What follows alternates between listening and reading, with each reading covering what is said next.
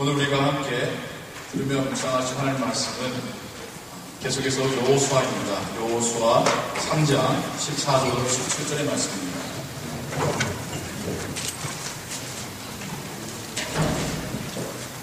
여호수아 3장 14절로 17절의 말씀입니다.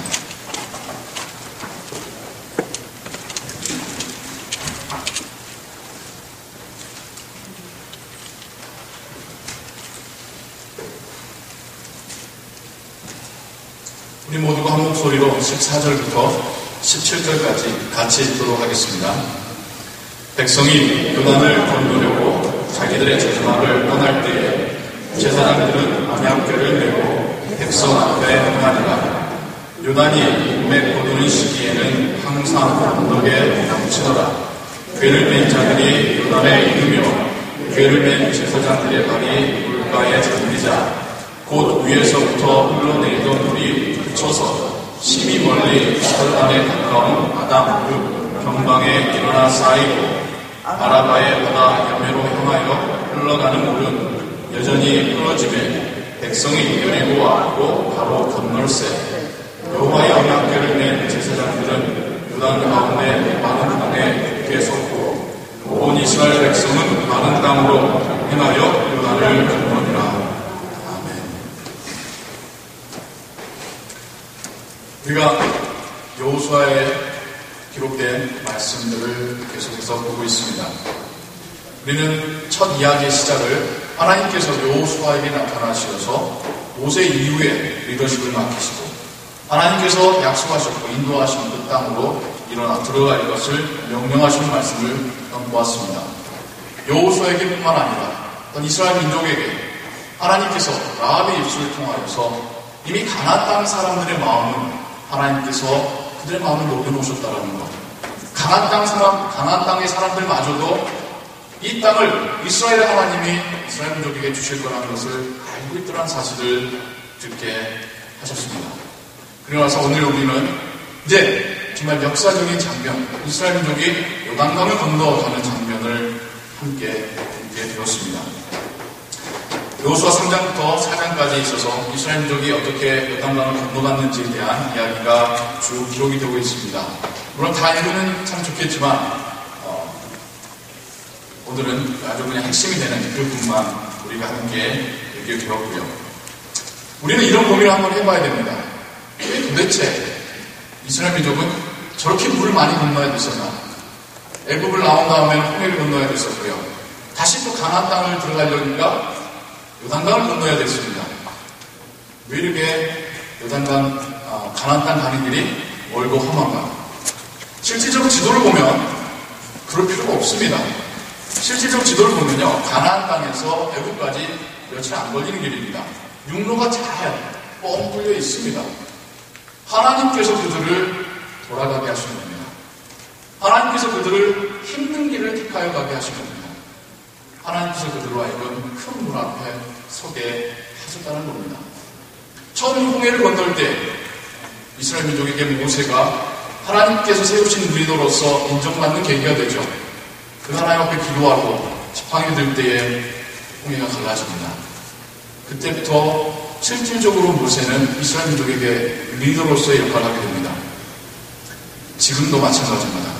여호수아가 하나님께 소명을 받았지만 지금 이스라엘 민족과 함께 요단강을 건너갈 때에 여호수아는 실질적으로 이스라엘 민족에게 리더로서 신뢰를 받으며 리더 역할을 해가게 되더라는 것이죠. 물론 험난한 길입니다. 왜 여기로 가야 되는지 알 수 없는 길입니다. 하지만 하나님께서는 그러한 여정을 통하여서 하나님께서 세우신 종들에게 소명을 부어주시고 리더로서의 자격을 부어주고 계시더라는 것을 우리가 보게 됩니다.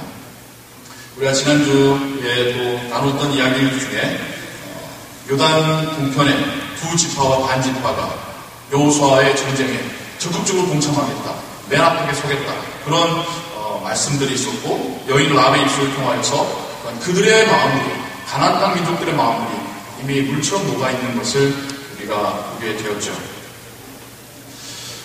여리고성에 대해서 조금 제가 더 지리적으로 설명을 드리고자 합니다. 여리고성은 이 난공불락의 성입니다.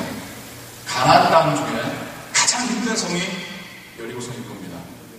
31개의 도시 국가들이 있어요. 가나안 땅에. 다 차례대로 이제 하나님께서 정복시켜 가실 그 땅들인데 그 중에 가장 힘든 도시 국가가 여리고입니다. 그리고 그 여리고는 그가 저 멀리 한 1.2km 되는 저 12km 정도 떨어진 곳에 요단강이 흐르고 있습니다. 여리고성 앞에 있는 요단강이 다 넓은 게 아니고 다 좁은 게 아니라 어떤 때는 굉장히 광폭이 넓고 어떤 때는 좁습니다. 어떤 곳은 수위가 낮고 어떤 곳은 수위가 깊습니다. 그런데 하필 여리고성 앞에 있는 요단강은 강폭이 1.2km나 되는 큰 강입니다. 또 성경은 이때가 보리 거두는 시기였더라. 보리 거둘 시기에는 우리 언덕에까지 찼다라고 이야기합니다.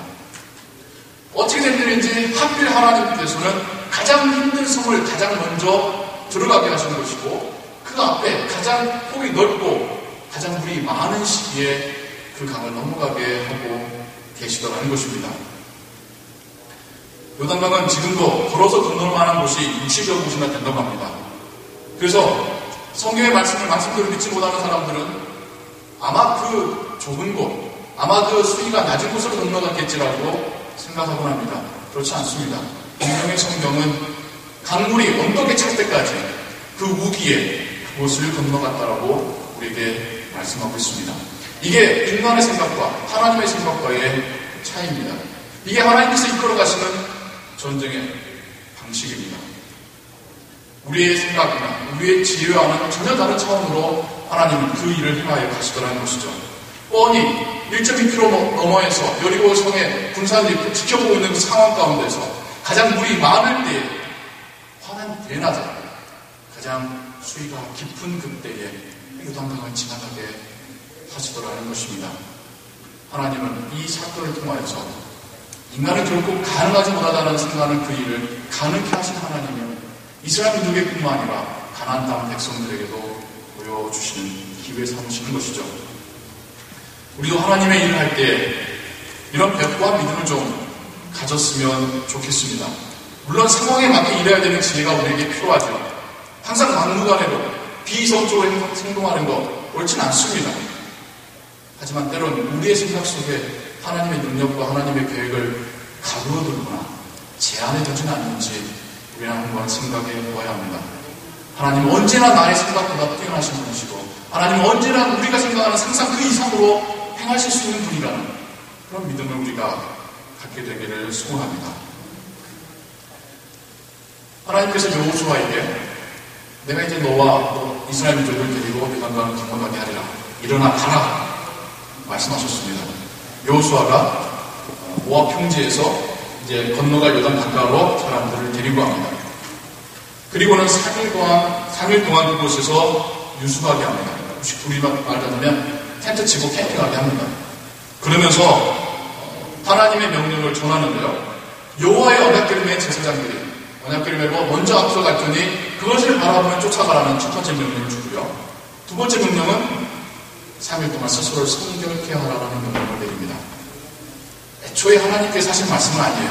하지만 여호수아가 판단할 때 하나님의 놀라운 이적을 경험하고 그 놀라운 이적의 사역 속에 동참하려는 자신들이 먼저 깨끗게 되어야겠다는 그런 결단을 내리게 되는 것입니다. 새로운 시작과 함께 우리는 우리 자신을 정결케 해야 합니다. 하나님의 역사하심은 로또가 아닙니다. 그냥 표 하나 잘 사면 빵 터지는 로또가 아닙니다. 우리는 하나님의 미라클에 대해서 하나님의 능력에 대해서 한참 오해할 때가 있습니다.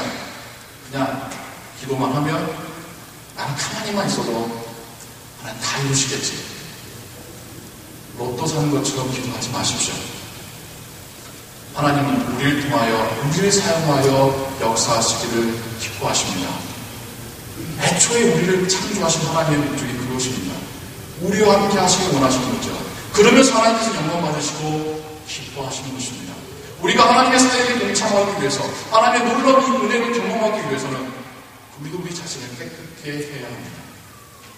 우리를 깨끗게 한다는 말은 무엇일까요? 하나님께서 기뻐하시지 않으시는 모습들을 우리에게서 하나씩 우리를 멀리하며 씻어내며 정리해야 할 것입니다. 우린 여호수아를 읽으면서 새로운 시작이라는 주제를 가지고 큰 주제를 가지고 함께 읽어가고 있습니다. 여러분, 우리가 새롭게 시작하고 싶습니까? 우리 인생 가운데서 이제는 좀 바뀐 삶을 살고 싶습니까? 하나님의 놀라운 이적과 함께 우리도 깨끗해져야 합니다. 우리도 정결케 되어야 합니다. 우리 삶 가운데서 하나님께서 기뻐하지 아니하실 모습들을 우리도 정리하며 떨쳐내야 합니다. 그것이 하나님의 역사 속으로, 하나님의 사역 속으로 들어가는 주의 백성의 모습인 것이죠. 다시 요단강 이야기로 돌아가겠습니다. 3일째가 되었습니다. 드디어 하나님께서 모든 이스라엘 민족으로 하여금 요단강을 걸어서 건너게 하신 역사의 날이 밝았습니다. 먼저 선별된 제사장들이 여호와의 언약궤를 메고 요단강을 향하여 돌아갑니다. 언약궤로부터 성경을 보면 2000규빗 떨어져서 따라갔더라. 2000규빗은 약 1km가 좀 못 되는 거리입니다. 그러니까 조금 아득하게 좀 볼랑말랑하는 그 뒤에서 조심스럽게 따라가고 있는 것이죠. 아직 그들 앞에 있는 그 물결 넘치는 요단강은 갈라지지 않고 있습니다. 뒤에 따른 백성들은 아마 조마조마했겠죠. 야, 제사장들 저대로 수장되는 거 아니야? 저대로 물속에 들어가 죽는 거 아니야? 언약궤를 맨 제사장들도 글쎄요, 어떤 생각들이 그들의 머리에 스치고 지나갔는지는 모르겠습니다. 얇게도 제사장들의 발이 물속에 들어갈 때까지도, 첫 번째 그 앞쪽에 맨 제사장의 발이 물속에 들어갈 때까지도 아무 변화가 일어나지 않습니다.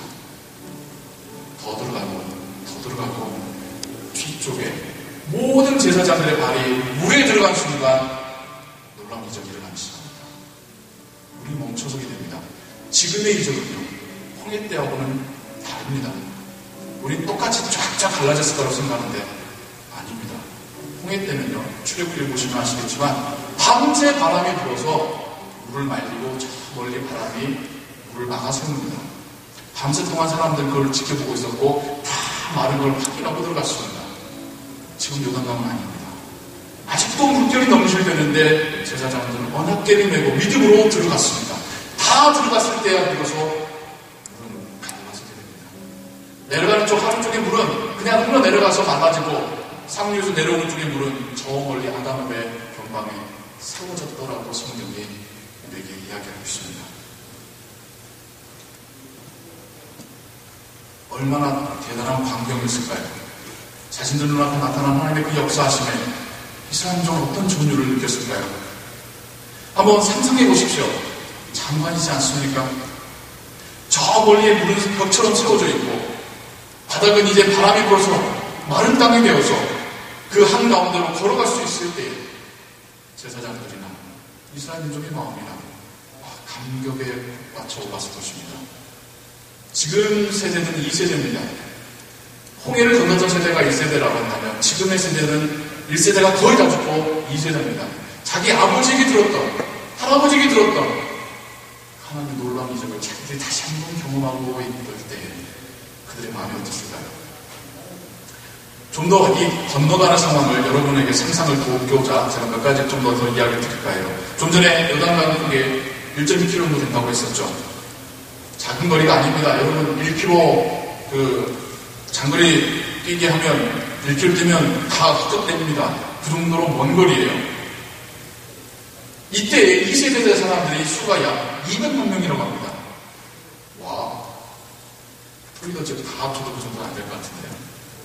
200만 명의 사람이 1.2km의 강목을 건너서 지나가는 길입니다. 맨몸으로 가는 것도 아니에요. 모든 집을 다 가고 갈 겁니다. 애들을 데리고 가기도 하고 뭘 끌고 가는 것도 있을 것이고 아마 하루 종일 돌렸을 수도 있고요.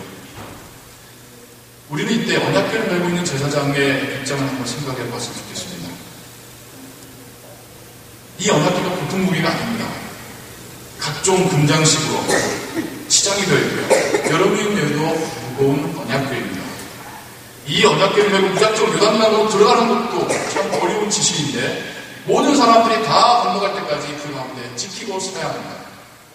그들이 서 있는 동안 요단강 물은 벽처럼 서 있을 것이기 때문이죠. 처음 요단강에 발을 들여놓을 때만 해도 주여 하면서 들어가서 그 사람들이 자신들 앞에 갈라진 요단강을 보면 할렐루야 외쳤겠죠.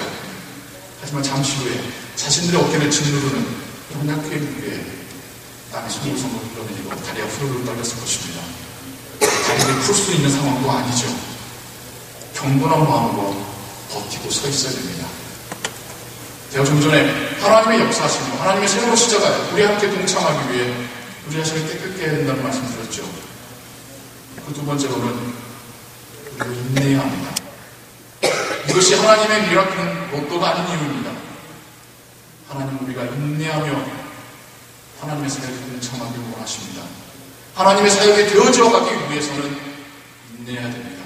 그러나 그냥 고통스러운 인내가 아니라 하나님께서 지금 나와 함께 하신다는 것을 내가 버티고 서 있지만 이스라엘 민족은 건너가고 있는 것을 바라보는 그 환희와 감동은 사역하는 자에게 주어지는 것입니다. 사역자들이 그래서 사역할 수 있는 것이죠.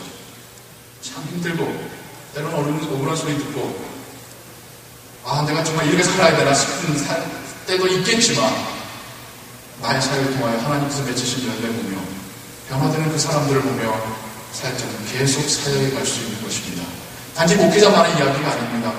여러분 모두의 이야기. 주의 말씀대로 살아갈 때에 힘들죠. 안 힘들다면 거짓말이고 안 힘들다면 제대로 사역 안 하시는 겁니다. 힘들 수밖에 없습니다. 하지만 힘들어도 나의 사역을 통해 열매 맺으시는 하나님을 바라보며 우리의 마음의 기쁨을 누리며 감동을 누리며 다시는 얻는 것이지 않겠습니까? 그 다음으로 이야기가 어떤 이야기 되어지냐면 하나님께서 여호수아를 명령하셔서 그곳에다가 요단강 다른 편에다가 한 지파씩 큰 돌 하나씩 가져다가 돌무더기를 쌓게 합니다. 이 이유가 무엇인가? 다시 물이 합쳐져서 흘러가면 사람들의 기억에서는 잊혀질 수가 있습니다. 우리는 망각의 존재예요. 얼마나 잘 있는지. 여러분, 우리 얼마나 잘 있는지 몰라요. 여러 가지가 있겠지만 저도 저희 아이들 보면서 저희 딸아이들 보면서 2, 3년 전이 기억이 안 나요. 걔가 분명히 이쁜 짓 했었다는 건 기억이 나는데 오래 쓰는지가 기억이 안 나요. 씹어놓지 않는 게 참 아쉽습니다. 여러분도 그렇잖아요. 제가 그런 얘기 참 많이 들어요. 여러분 몇 년 전 기억나십니까? 안 나요. 그때의 감정 더 기억 안 납니다. 사람의 기억은 거짓말도 합니다. 좀 지나면요 그랬었던 것 같은데 하면서 나의 기억이 왜곡이 되기도 합니다. 하나님은 쌓여진 그 돌무더기를 보며 하나님께서 이곳으로 물을 갈라 세우시며 이스라엘 민족을 건너게 하셨다라는 것을 그들에게 기억하라고 말씀하고 계시는 것입니다. 이스라엘 민족에게는 자신들의 정체성의 문제입니다. 우리는 하나님께서 이 요단강을 건너게 하신 민족이다. 우리에게 정체성은 무엇입니까? 산돌이신 예수 그리스도입니다. 예수 그리스도가 나를 살려주셨다. 이것이 우리 가슴에 새겨지길 원합니다. 비록 우리 눈에는 쌓여져 있는 돌무더기는 안 보일지라도 그 돌무더기보다 더 확실한 믿음이 우리 안에 있기를 소원합니다. 우리 모두가 함께 대답하기를 그렇습니다. 나는 예수 그리스도를 인하여 구원받은 백성입니다. 그것이 나의 정체성입니다. 말할 수 있는 믿음이 우리에게 주어지기를 소원합니다. 말씀을 맺겠습니다. 이스라엘 민족은 분명하게 갈라세워진 요단강을 건너갔습니다. 실제로 있었던 사역입니다. 우리가 이 사역을 왜곡하지 말아야 됩니다. 이거는 영적으로 상징적으로 하나님께서 그런 일들을 해주실 거라는, 해주실 수도 있다라는 이런 식으로 우리 해석하면 안 됩니다. 하나님의 역사하시면 분명히 일어났습니다. 이스라엘 민족을 데려가시는 그 길에 물마저도, 큰 물마저도 그 길을 막지 못하게 하시는 하나님이심을 분명하게 말씀해 주고 계신 것입니다. 우리 앞에 다시 물이 갈라질 필요가 없습니다. 우리는 그런 길을 가지 않으니까요.